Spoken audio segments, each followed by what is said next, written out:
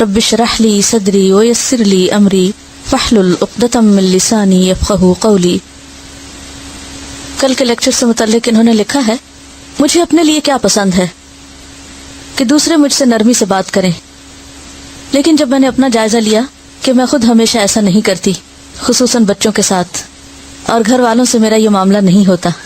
یہ نرمی باہر کے لوگوں سے ہوتی ہے. نمبر 2، یہ کہ دوسرے مجھ سے مسکرا کے بات کریں. مجھے دوسروں کی مسکراہٹ پسند ہے، لیکن خود میں اپنے موڈ کے مطابق رویہ رکھتی ہوں. موڈ اچھا ہے تو سب سے ہنس کر خوشی سے بات کی، جب موڈ اچھا نہیں تو یہ سنت بھی یاد نہیں رہتی. نمبر 3، مجھے اپنی تعریف پسند ہے. قرآن پڑھ کر الحمدللہ یہ مرض تو ختم ہو گیا کہ میری کوئی تعریف کرے یا میں اس کے لیے کوشش کروں، لیکن جب کوئی تعریف کرے تو خوشی ضرور ہوتی ہے. لیکن دوسروں کی تعریف کرتے ہوئے بہت کنجوسی سے کام لیتے ہیں. بہت سے لوگ ہم سے کہیں بہتر طور پہ کرتے ہیں، لیکن ہم ان کی تعریف کے لیے منہ نہیں کھولتے. مجھے پسند ہے خوشگوار ماحول. اپنے لیے خوشگوار ماحول پسند کرتی ہوں، لیکن کتنی بار ایسا ہوتا ہے کہ میں جس جگہ جاؤں وہاں کا ماحول میرے آتے ہی خراب ہو جائے. مثلاً بچوں پر بلا وجہ کا روب ڈال کر یا حکم چلا کر جو گھر کا ماحول خراب ہوتا ہے، اس پر میں کتنا سوچتی ہوں. نمبر 5، اچھی مہذب گفتگو. مجھے پسند ہے، لیکن خود بولتے ہوئے اس کا خیال نہیں رکھتی، خصوصاً غصے کے موقع پر. نمبر 6، اچھا کھانا پینا پہننا اوڑھنا. مجھے پسند ہے اپنے لیے، لیکن کیا اتنا ہی دوسروں کے لیے بھی پسند ہے؟ نہیں. اور جن کے پاس یہ نہیں ان کے لیے کوئی غم یا فکر بھی اس لیول کی نہیں جتنی اگر خدا نہ خواستہ یہ چیزیں میرے پاس نہ ہوتی تو مجھے اپنے لیے غم ہوتا. اسی طرح میں نے ایک لسٹ بنائی کہ مجھے اپنے لیے کیا پسند نہیں. اس کا جائزہ لیا تو بہت فرق پایا. نمبر 1، اونچا بولنا. دوسروں کا بہت اونچا بولنا مجھے بالکل پسند نہیں، لیکن جذبات میں بہہ کر غصے کے وقت میں خود بھی یہی کر رہی ہوتی ہوں. نمبر 2، دوسروں کا غصہ کرنا. کہ کوئی مجھ پہ غصہ کرے مجھے پسند نہیں، لیکن جب میں غصہ کرتی ہوں تو یہ دوسروں کے لیے کتنا ناگوار ہوتا ہوگا، میں یہ کم ہی سوچتی ہوں. نمبر 3، لڑائی جھگڑا. لڑائی جھگڑا مجھے پسند نہیں، لیکن کہیں بحث مباحثہ اس حد تک طول تو اختیار نہیں کرتے کہ میں بھی یہی کام کرنے لگوں. Number 4، حکمرانہ tone. دوسروں کا ہر وقت آرڈر کرنے والا لہجہ مجھے پسند نہیں، لیکن مجھے اپنا جائزہ لینے کی بہت ضرورت ہے، خاص طور پر بچوں سے. کس قدر اپنا حق سمجھ کر بغیر خیال کیے ان کو ایک کے بعد ایک آرڈر دیے چلے جاتے ہیں، اور یہ خیال نہیں کرتے کہ وہ بھی ہمارے جیسے ہی جذبات رکھتے ہیں. حسد، بغض، کینہ، یہ رویے مجھے پسند نہیں، لیکن یہ وہ منفی رویے ہیں جو چور دروازوں سے دل میں جگہ بنا لیتے ہیں، خصوصاً جب زیادہ جائزہ لینے کی ضرورت ہے. جب کوئی ہم پر تنقید کر دے یا ہمارے خلاف کچھ بول دے تو ان کے لیے دل میں خفگی پالنا ہم اپنا حق سمجھتے ہیں. نمبر 6، غیبت سننا یا کرنا. یہ کوئی کر رہا ہو تو ہمیں بہت جلد سمجھ آ جاتی ہے کہ کتنا گناہ کا کام ہو رہا ہے، لیکن اگر خود کر رہے ہوں یا سن رہے ہوں تو یہ کہہ کے سمجھاتے ہیں کہ اصلاح کی غرض سے ہو رہا ہے. نمبر 7، فساد. فسادی رویہ پسند نہیں، لیکن میں اپنے رویے، معاملے یا گفتگو سے کہیں فساد تو نہیں کرتی. یہ دیکھنے کی بہت ضرورت ہے، خاص طور پر وہ فساد جو اصلاح کے نام پہ ہوتا ہے. نمبر 8، صفائیاں پیش کرنا.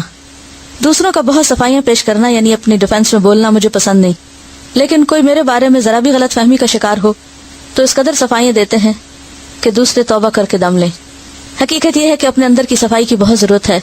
دوغلی زندگی گزارنے کی ایسی عادتیں پختہ ہو چکی ہیں کہ خود کو آئینہ دکھانے سے بھی ڈرتے ہیں.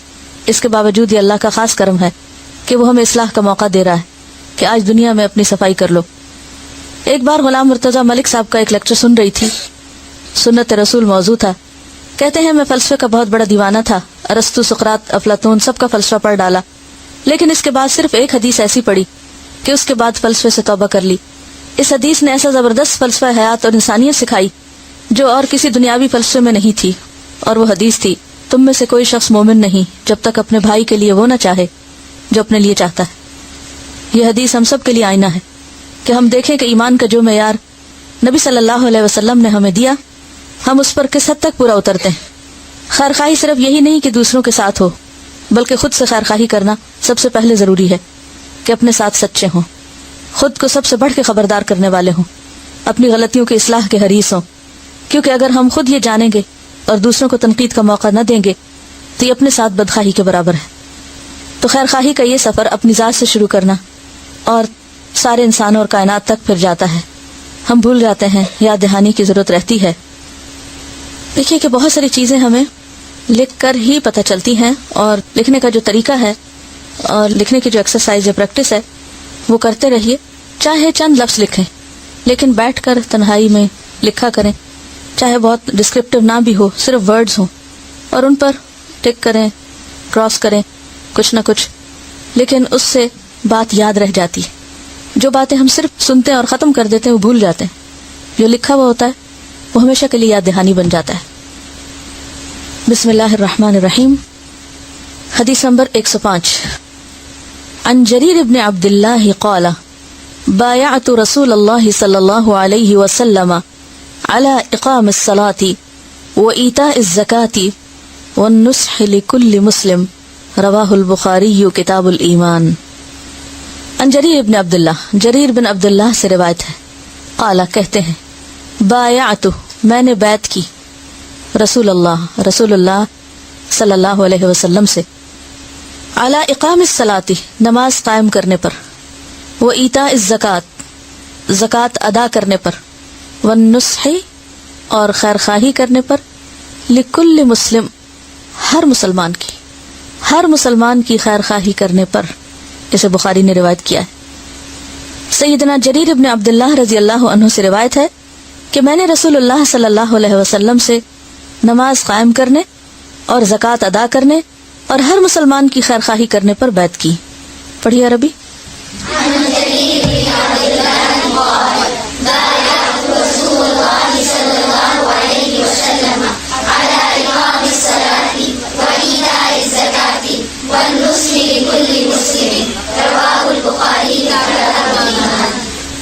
جریر بن عبداللہ اپنے بارے میں کہتے ہیں کہ میں نے بیعت کی۔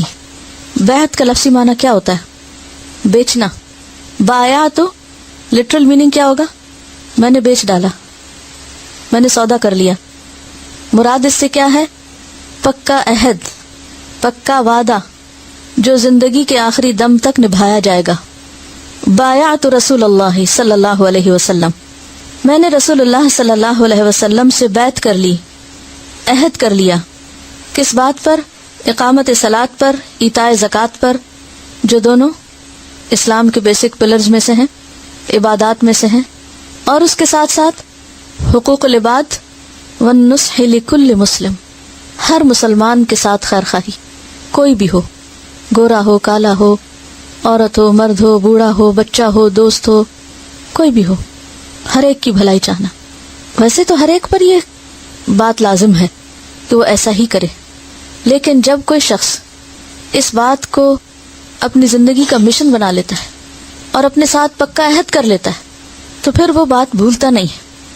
نماز ادا کرنا سب پہ فرض، سب کرتے، زکوٰۃ جو بھی صاحب حیثیت اس کو ادا کرنی ہے، لیکن عام طور پر ہم دین کس کو سمجھتے ہیں؟ صرف عبادات کی ادائیگی کو۔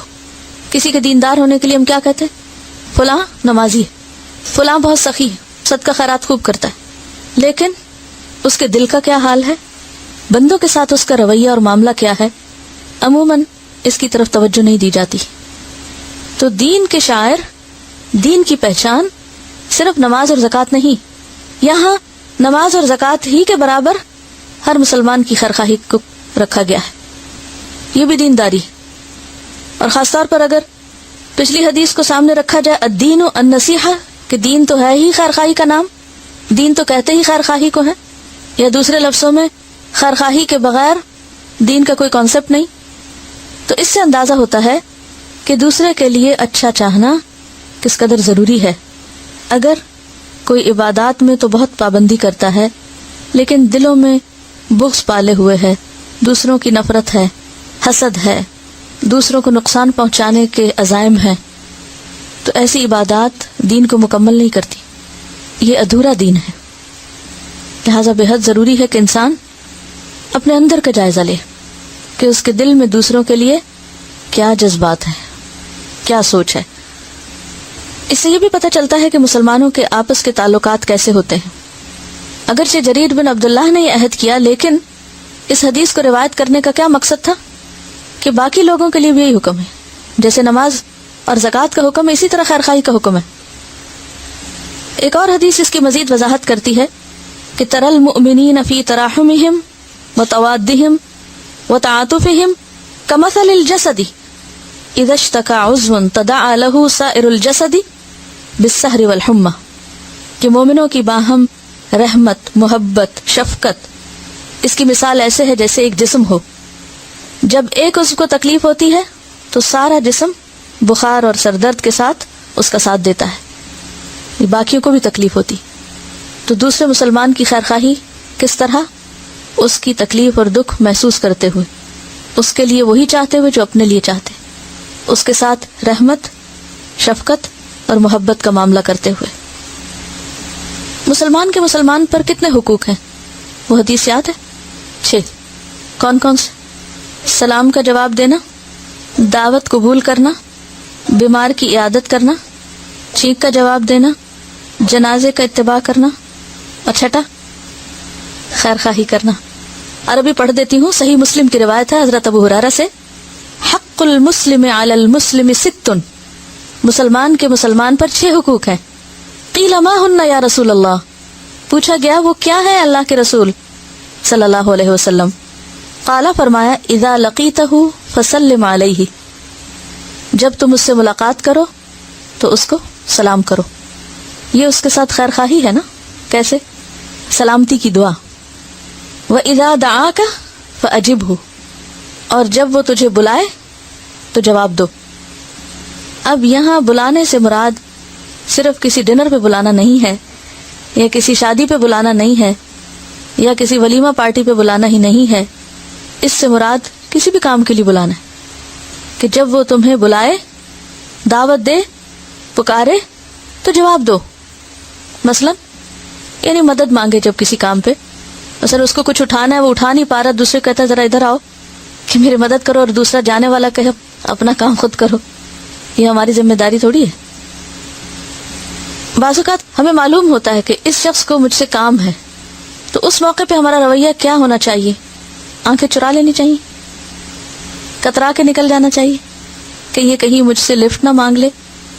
کیا یہ خیر خواہی ہوگی؟ خیر خواہی کیا ہوگی؟ یعنی اپنے آپ کو اگر پیش نہیں بھی کر سکتا تو کترائے نہیں. اذا دعاک فاجبہ، جب وہ بلاتا ہے تو جاؤ اس کے پاس. وَإِذَا اسْتَنصَحَكَ فَانصَحْ لَهُ، اور جب وہ تجھ سے خیر خواہی طلب کرے یا مشورہ مانگے، نصیحت طلب کرے، فَانصَحْ لَهُ، تو اس کی خیر خواہی کرو، اسے نصیحت کرو. بعض اوقات ایسا ہوتا ہے نا کہ کوئی ہم سے کچھ پوچھتا ہے، اچھا مجھے مشورہ دو، میں یہ کام کر لوں. اب اس وقت آپ کا رویہ کیا ہونا چاہیے؟ اس کو وہ مشورہ دیں جو اس کی دنیا آخرت کے لیے اچھا ہو. اچھا بعض اوقات ہمیں یہ ڈر ہوتا ہے کہ اگر ہم نے اس کو یہ مشورہ دیا تو یہ ناراض ہو جائے گا، پھر ہم اس کو راضی کرنے کے لیے وہ بات کہہ دیتے ہیں جو اسے خوش کرے، بھلے اس کے لیے نقصان دہ ہو. کیا یہ خیر خواہی ہوگی؟ نہیں. خیر خواہی کیا ہے؟ اسے وہ بتایا جائے جو اس کے لیے اچھا ہو، جو اس کے لیے فائدہ مند ہو. کوئی اور مثال اس میں؟ اذا استنصحک فانصح لہ. بعض اوقات کچھ بیمار لوگ ہوتے ہیں، ان کو کچھ چیزوں سے پرہیز ہوتا ہے، تو آس پاس والے ترس کھا کے کہتے ہیں اچھا دے دو، کوئی بات نہیں، حالانکہ اس کے لیے وہی نقصان دہ ہے. یہ خیر خواہی نہیں ہے. خیر خواہی کیا ہے؟ کہ اچھے طریقے سے اس کا دل جوئی کر کے اس سے وہ کام چھڑا لیا جائے جو اس کے لیے نقصان دہ. وَإِذَا عَطِسَ فَحَمِدَ اللَّهَ فَشَمِّتْهُ، اور جب وہ چھینک مارے اور الحمدللہ کہے تو تشمیت کرو، یعنی چھینک کا جواب دو، یرحمک اللہ کہو. وَإِذَا مَرِضَ فَعُدْهُ، اور جب وہ بیمار ہو جائے تو اس کی عیادت کرو. وَإِذَا مَاتَ، اور جب وہ مر جائے، فَاتَّبِعْهُ، تو اس کے پیچھے جاؤ. یہ لفظی معنی ہے، تو اس کے پیچھے جاؤ یعنی اسے قبرستان تک چھوڑ کر آؤ. مردوں کے لیے خاص طور پر حکم ہے کہ جنازے کے ساتھ چلو، کیونکہ جنازے کے آگے نہیں جاتے نا، جنازے کے پیچھے پیچھے جاتے ہیں. جیسے مہمان کو رخصت کرنے کے لیے دروازے تک جایا جاتا ہے، ایسے ہی دنیا سے جب کوئی رخصت ہو رہا ہو تو اس کو وہاں تک چھوڑ کر آؤ. یہ ہے خیر خواہی، کیونکہ اس وقت سب سے زیادہ اسے ہماری دعاؤں کی ضرورت ہوتی، کیونکہ زیادہ لوگ جنازے میں ہوں، زیادہ لوگ اس کو وہاں تک چھوڑ کر آئیں تو اس کے لیے بخشش اور بہتری کا سامان ہے. اگلی حدیث دیکھتے.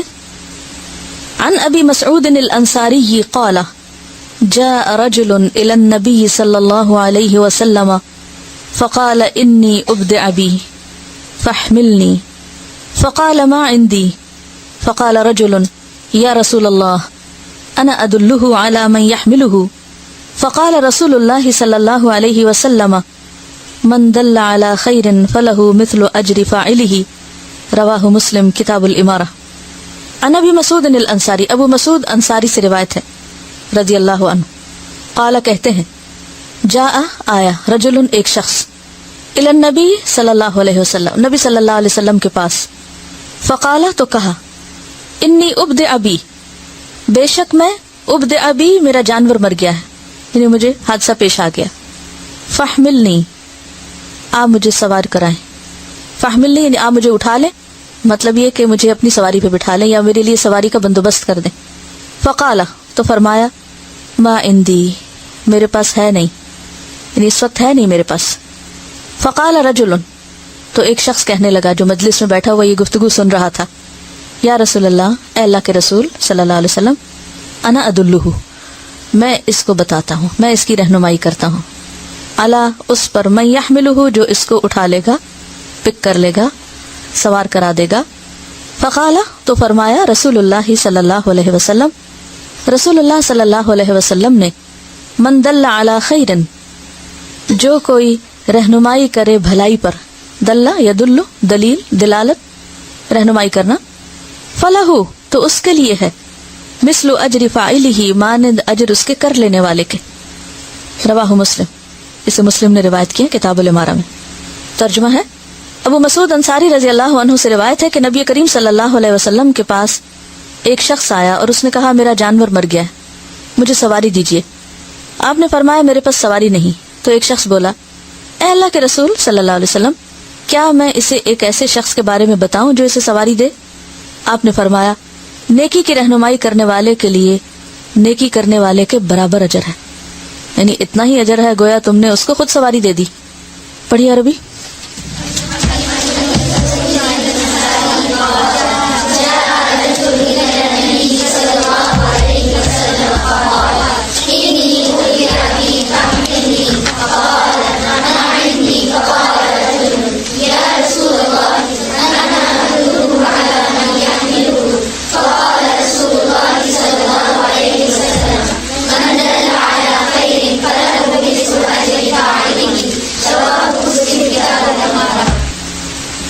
امیر ہونے کا مطلب لیڈر بننا، خلافت اور امارت ہوتی ہے نا۔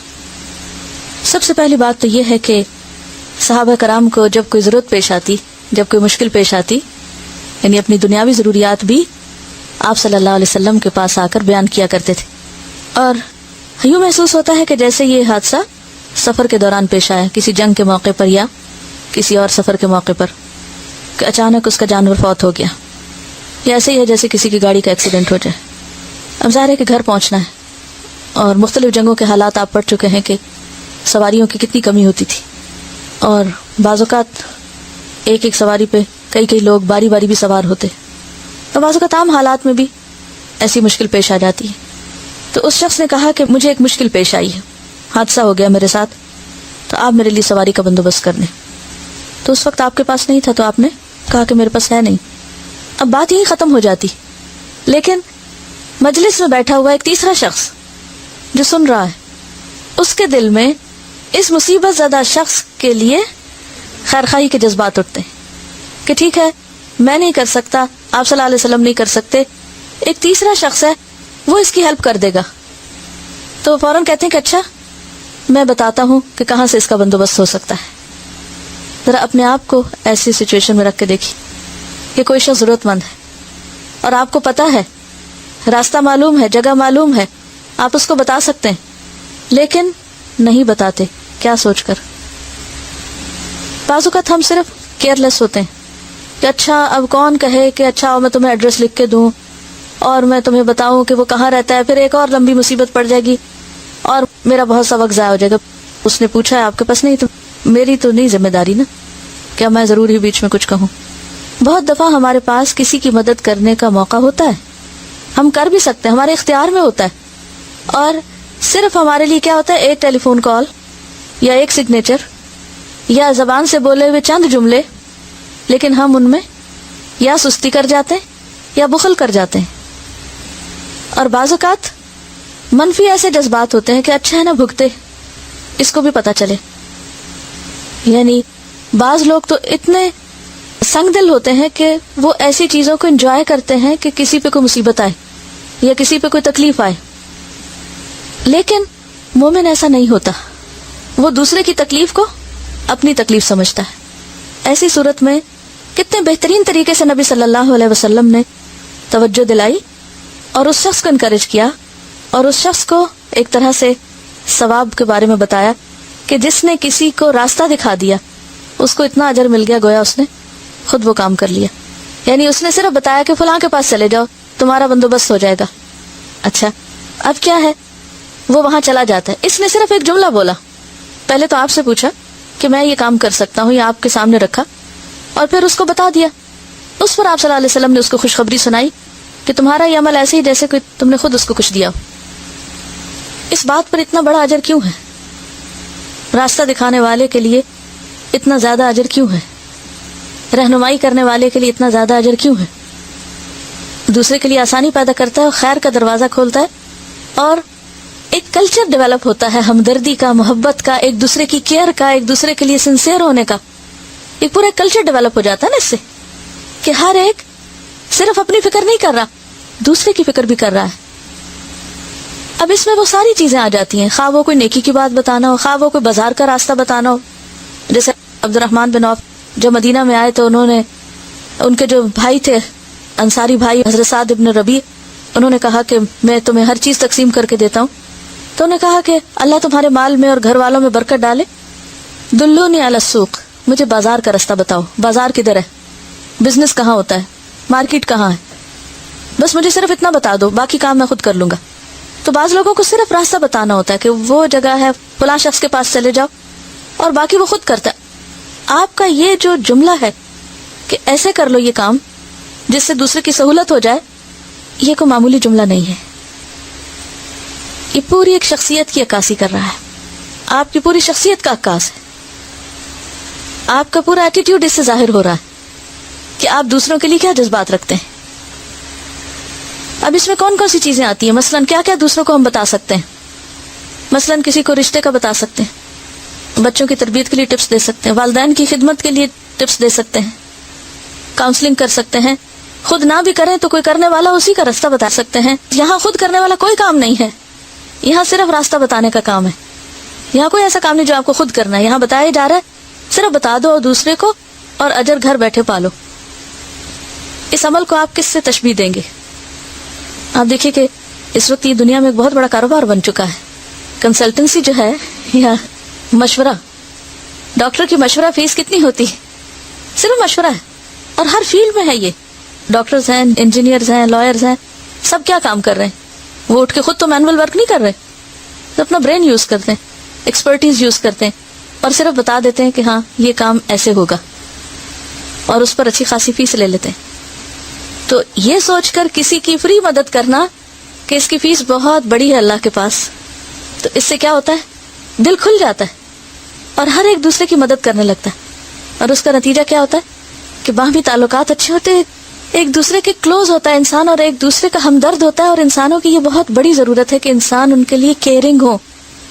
بعض لوگ یہ کام کر رہے ہوتے ہیں مگر بغیر کسی نیت کے، یا تو اپنی کو روب جتانے کے لیے کر رہے ہوتے ہیں، یا شہرت کے لیے کر رہے ہوتے ہیں، یا ویسے ہی عادتاً کر رہے ہوتے ہیں. لیکن اس کام کا بھی اجر اس وقت ہے جب اخلاص کے ساتھ صرف اللہ کے لیے کیا جائے، کہ مجھے اس کا اجر اس سے نہیں چاہیے کہ جس کو میں مدد دے رہا ہوں وہ پلٹ کے میرا شکریہ ادا کرے.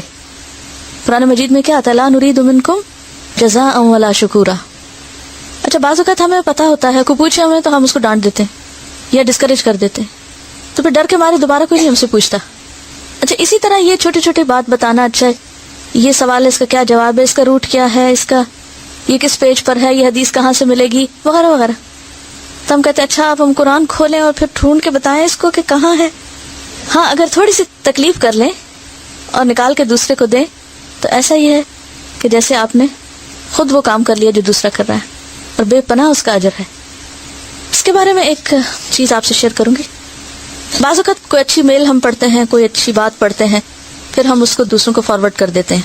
اچھا فارورڈ کرنے کا یہ کام بظاہر ایک معمولی کام لگتا ہے، لیکن کوئی بھی اچھی بات اگر دوسروں تک پہنچا دی جائے تو بعض اوقات وہ چیز اس کے لیے بہت فائدہ مند ہو جاتی ہے. اور پھر صرف وہ وہاں تک نہیں رہتی. جب آپ کسی کی مدد کرتے ہیں تو وہ اپنا فرض سمجھتا ہے کہ وہ آگے کسی اور کی مدد کرے, اور اس طرح پھر وہ ایک پوری چین چل پڑتی ہے, اور پھر وہ بڑھتے بڑھتے آگے جاتے جاتے دور دور تک پہنچ جاتا ہے, اور انسان کو یہ پتہ بھی نہیں چلتا کہ اس کا ایک چھوٹا سا عمل اس کے لیے کتنی خیر اور بھلائی کا ذریعہ بن گیا. کوئی مثال اس میں؟ Assalamu alaikum. The other day in class you had mentioned about sharing and passing on our religious legacy to our children. This and a few other things mentioned below got me thinking about passing it forward idea. Between switching channels, I came upon a movie, Pass It Forward. In the scene, a teacher invites students to share an idea with the class one by one. One child shares an idea that he helps 3 people with something that they don't know and need help in. It can be anything, any goodness. But then the person who has been helped has to help 3 other people in turn and so on. جیسے ایک بچہ جو ہے وہ آ کر ایک ایسا idea share کرے گا سب سے کہ جو کہ 3 لوگوں کو مدد کرے, ہیلپ کرے, جس کی ان کو ضرورت بھی ہے اور ان کو معلوم بھی نہیں ہے. اب اپنے اوپر لے لیجئے یہ بات کہ آپ کوئی ایسی بات 3 لوگوں سے شیئر کریں گے جو ان کو فائدہ پہنچائے. But then the person who has been helped has to help 3 other people in turn and so on. یہ ہے کنڈیشن کہ جس کو وہ مشورہ ملا یا وہ بات پتہ چلی ہے تو وہ بھی آگے 3 اور لوگوں کو بتائے. تو یعنی ایک شخص نے 3 لوگوں کو بات بتائی اور وہ ہر ایک شخص جو ہے وہ 3 اور کو بتائے گا, اور پھر وہ 3 جو ہیں 3 اور کو, یعنی کہ پھر 9 کو چین بن جائے گی. He draws a diagram on the board explaining how 3 multiplies to 9 and then to 27 and so on. جس طرح probability tree ہوتا ہے نا کہ 3 سے اور کرتے کرتے. In another scene they show the child drawing a circle with me written in it and 3 lines branching out from the circle to 3 other circles in which he writes the names of people that need his help. دوسری بات لکھی ہوئی ہے کہ Oprah always says she has the best audience in television, but today she means it more than ever. In October 2006, Oprah gave more than 300 audience members the opportunity to experience what she calls truly the best gift, the gift of giving back. During Oprah's favorite giveaway ever, each person in the audience received $1,000 to donate to a charitable cause of their choice. With only 1 week to fulfill the challenge, these amazing men and women hit the ground running. Armed with Bank of America debit cards and Sony DVD handycams, which they used to document their good deeds, the audience members started making headlines from Connecticut to California. What began as a simple idea quickly snowballed into a national movement. For 7 days, kindness swept the nation and Americans passed it on to perfect strangers, people in need, and even a few 4-legged friends, yani animals. We hope what started right here in our studios has only just begun. And then تیسری بات میں لکھی ہے کہ a relative of my husband helps educate people by paying their education expenses, but he asks them that when they will be self-sufficient after getting a job, they have to support a child's education. صرف خیر خواہی لانے کی دیر ہے, انسانوں کے لیے ہمدردی اور تڑپنے کی دیر ہے, پھر مشکل نہیں, پھر آپ کی زندگی کا یہ مشن بن جاتا ہے کہ کہاں کس کو فائدہ پہنچائیں. اور جب آپ سچے دل سے یہ شروع کرتے ہیں تو پھر اللہ کی مدد آ جاتی ہے, پھر ایسے ایسے دروازے کھلتے ہیں کہ آپ سوچ بھی نہیں سکتے. تو ہم میں سے ہر ایک کو خیر خواہی کے مختلف طریقے سوچنا ہے کہ کس طرح دوسروں کی بھلائی کریں, اور سب سے بڑھ کر کیا بھلائی ہو سکتی ہے کہ ان کی آخرت کو بہتر بنانے کے لیے کوشش کی جائے. اب دیکھیے کہ جب انسان کوئی نیکی کا کام کرتا ہے تو بعض اوقات نیت خراب ہو سکتی ہے, بعض اوقات وہ اتنا اپ ٹو دی مارک نہیں ہو سکتا, کئی خرابیاں اس میں ہو سکتی ہیں. لیکن جب آپ خاموشی سے کسی کو رستہ دکھا دیتے ہیں اور آپ خود پیچھے ہیں, کسی کو پتہ بھی نہیں کس نے رستہ دکھایا, اور وہ کر لیتا ہے, تو یہ ایسا خاموش اجر آپ سمجھتے ہیں کہ جو شاید آپ خود کر کے نہ کر سکیں, کیونکہ ہر کام ہمارے بس میں نہیں ہوتا. ہم ہر نیکی خود کر بھی نہیں سکتے, نہ ہماری اتنی زندگی ہے, نہ ہماری اتنی طاقت ہے کہ ہم ہر کام خود ہی کر لیں. تو کام کو ڈیلیگیٹ کرنا, کام کا رستہ بتا دینا, اچھا تم کر لو, تم کر لو, فلاں کر لے, فلاں کر لے, وہاں سے یہ چیز ملے گی, وہاں چلے جاؤ. تو آپ دیکھیں گے کہ ایک تو آپ کو حقیقی خوشی ہوگی, دوسرے یہ کہ وہ جو کچھ اچھا کریں گے اس کا آپ کو ثواب ملتا جائے گا, تیسرا یہ کہ آپ کی ذمہ داریاں اور بوجھ کم ہوں گے. جب آپ ہر کام خود کرتے ہیں نا تو آپ کے اوپر ایسا پریشر پڑ جاتا ہے کہ پھر بعض اوقات اس پریشر کی وجہ سے آپ کام کر کے ضائع بھی کر دیتے ہیں, کبھی غصے میں آ کے, کبھی پریشان ہو کے, کبھی منہ سے کوئی لفظ ایسے نکال دیے. تو یہ جو ہمیں خاموش راستہ بتایا گیا ہے دوسروں کی بھلائی کرنے کا, خیر خواہی کرنے کا, بس صرف نشاندہی کر دو, فارورڈ کر دو, آگے کر دو, تو یہ ایک بہت ہی بہترین راستہ ہے جو ہمارے دین نے ہمیں دیا ہے, اور اتنا بڑا اجر اس پہ بتایا ہے کہ اتنا اجر ہے گویا تم نے خود کر لیا. اگلی حدیث دیکھتے ہیں. حدیث نمبر 107. عن انس ان النبي صلی اللہ علیہ وسلم قال من نصر اخاه بظهر الغیب نصره اللہ فی الدنیا والآخرہ. رواہ البیہقی فی السنن الکبریٰ کتاب قتال اہل البغی. عن انس رضی اللہ عنہ سے روایت ہے, ان النبی صلی اللہ علیہ وسلم قال, نبی صلی اللہ علیہ وسلم نے فرمایا, من نصر, جس نے مدد کی, اخاہ, اپنے بھائی کی, بظہر الغیب, غیبانہ طور پر.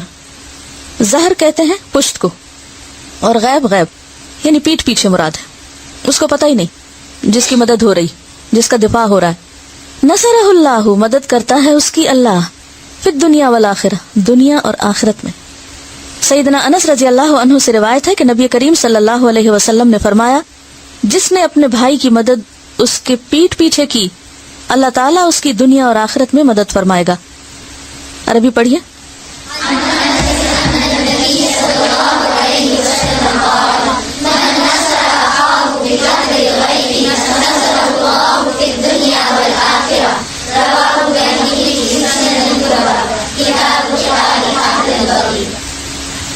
اب آپ دیکھیے کہ خیر خواہی کرنے کے مختلف طریقے کیا کیا ہیں. ایک طریقہ یہ ہے کہ سامنے آپ اس کو کوئی مشورہ اچھا دے دیں, کوئی راستہ دکھا دیں. ایک یہ کہ اس کے لیے وہ پسند کریں جو آپ اپنے لیے پسند کرتے ہیں. ایک یہ کہ آپ اس کے اوپر ہمدردی, شفقت اور مہربانی کریں.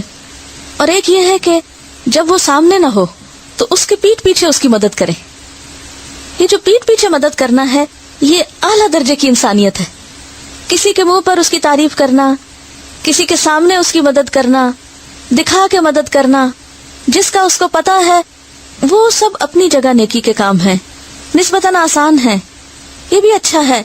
لیکن اعلیٰ ترین کیا ہے؟ ایسی جگہ مدد کی جائے کہ جہاں جس کی مدد کی جا رہی اس کو بھی نہ پتا ہو. ایسی بھلائی کی جائے جو خالصتاً اللہ کے لیے ہو. ایسی جگہ مدد کہ جہاں وہ شخص خود اپنی مدد کر ہی نہیں سکتا, حتیٰ کہ اس کو اندازہ بھی نہیں کہ وہ ضرورت مند ہے. اس میں خاص طور پر وہ مقامات آتے ہیں کہ مثلاً کسی پر کوئی کیچڑ اچھال رہا ہے, کسی پہ کوئی جھوٹا الزام لگا رہا ہے, کوئی کسی کی غیبت کر رہا ہے, کوئی کسی کے خلاف کوئی منصوبہ بنا رہا ہے. تو ایسی تمام چیزوں میں اس غلط کام کرنے والے کو روکنا, کس لیے؟ کہ ایک اور بھائی کی مدد ہو سکے. مثلاً اگر کوئی کسی کو برا بھلا کہہ رہا ہے, تو اب یہ ہے کہ آپ کے سامنے دو لوگ ہیں. ایک وہ ہے جو سامنے والا ہے, جو آپ کے منہ پہ بیٹھ کے کسی کے خلاف بات کر رہا ہے. ایک وہ ہے جو آپ کے سامنے نہیں ہے. عموماً پھر ہمارا رویہ کیا ہوتا ہے کہ ہم اس کے ساتھ مل جاتے ہیں جو سامنے ہوتا ہے. وہ صحیح کہہ رہا ہو, وہ غلط کہہ رہا ہو, ہم اس کی ہاں میں ہاں ملانا شروع کر دیتے ہیں, اور اس کو بھول جاتے ہیں کہ جو بیچارہ اس وقت غافل ہے, بے خبر ہے کہ اس کے ساتھ کیا ہو رہا ہے. لیکن جس شخص کے دل میں حقیقی خیرخواہی ہوگی انسانوں کی, جو صرف اور صرف اللہ کے لیے دوسروں کا بھلا کرنا چاہتا ہوگا, وہ اس وقت وہ بات کرے گا جو واقعی درست بات ہوگی, خواہ وہ سامنے والے کے متعلق ہو یا وہ پیچھے والے کے جو اس وقت غائب ہے, جو اس وقت سامنے نہیں. اور ایسا کرنا نمبر 1 مشکل ترین کاموں میں سے ہے, کیونکہ اس میں سامنے والے کی ناراضگی کا اندیشہ ہوتا ہے. نمبر 2 اجر کے لحاظ سے بہت بہترین ہے, کیونکہ وعدہ کس بات کا ہے؟ اللہ کی مدد کا. کیسی مدد؟ دنیا میں بھی اور آخرت میں بھی. اور ایک اور روایت سے پتہ چلتا ہے کہ جو کسی کی مدد ایسے موقع پر نہیں کرتا تو اس کی مدد بھی ایسے موقع پہ نہیں کی جاتی. گویا اگر آپ کسی کی ہمدردی اس کی پیٹھ پیچھے کر رہے ہیں تو دراصل اپنا دفاع کر رہے ہیں, اپنی پیٹھ بچا رہے ہیں, اپنے پیچھے کی حفاظت کر رہے ہیں. کیونکہ اللہ آپ کے لیے ایسا سبب پیدا کر دے گا کہ آپ کو خبر بھی نہیں ہوگی, اور کوئی اٹھ کے ایک تیسرا شخص آپ کی اس وقت مدد کرے گا جب آپ اپنی مدد خود کر بھی نہ سکتے ہوں گے. کوئی آپ کا دفاع کر دے گا, کوئی آپ کی مدد کرے گا. لیکن جو کسی پر رحم نہیں کرتا, جو کسی کی ہمدردی نہیں کرتا, اس کی ہمدردی نہیں کی جاتی. حدیث میں آتا ہے نا کہ خیر الناس من ينفع الناس, سب سے اچھا لوگوں میں وہ ہے جو انسانوں کے لیے نفع مند ہے. اور وہ حدیث بھی آپ نے سن رکھی ہوگی, واللہ فی عون العبد ما کان العبد فی عون اخیہ, صحیح مسلم کی روایت ہے کہ اللہ بندے کی مدد میں اس وقت تک ہوتا ہے جب تک کہ بندہ اپنے بھائی کی مدد میں ہوتا ہے. ایک اور حدیث میں آتا ہے المسلم اخو المسلم، مسلمان مسلمان کا بھائی ہے، لا یظلمہ، وہ اس پہ ظلم نہیں کرتا، ولا یسلمہ، اور وہ اسے کسی غیر کے حوالے نہیں کرتا، ومن کان فی حاجت اخیہ، جو اپنے بھائی کی مدد میں ہوتا ہے، کان اللہ فی حاجتہ، اللہ اس کی مدد میں ہوتا ہے، ومن فرج عن مسلم کربۃ، جو کسی مسلمان سے کوئی تکلیف دور کرتا ہے، فرج اللہ عنہ کربۃ من کربات یوم القیامہ، قیامت کے دن کی تکلیفوں میں سے اللہ اس کی کوئی تکلیف دور کر دے گا. جیسے اس حدیث میں بھی ہے نا، دنیا اور آخرت میں اس کی مدد ہوگی. ومن ستر مسلما سترہ اللہ یوم القیامہ، اور جو کسی مسلمان کی پردہ پوشی کرے گا، اس کا عیب ڈھانکے گا، قیامت کے دن اللہ بھی اس کے گناہوں کو ڈھانپ دے گا. عام طور پر لوگوں کے لیے دلچسپ بات کیا ہوتی ہے کہ اگر کسی ایک نے کسی کے خلاف کوئی بات چھیڑی تو دوسرے مزید تجسس کا شکار ہو جاتے ہیں کہ اچھا اور کچھ پتہ چلے، ڈسکریج نہیں کرتے، اسے ختم نہیں کرتے، اور عام طور پر دوسرے کے عیبوں کے پیچھے ہو جاتے ہیں. کیونکہ اس میں انسان کا دشمن جو شیطان ہے، اس کے لیے ایک بہت ہی خوبصورت اور آسان راستہ ہے انسان کو اپنے طریقے پہ لانے کا، کہ وہ ایسے کاموں کو بہت پرلطف کر دیتا ہے، بہت خوشگوار کر دیتا ہے کہ کسی کا مذاق اڑایا جائے یا کسی کے پیچھے اس کے خلاف باتیں کی جائیں یا اس کو نقصان دیا جائے.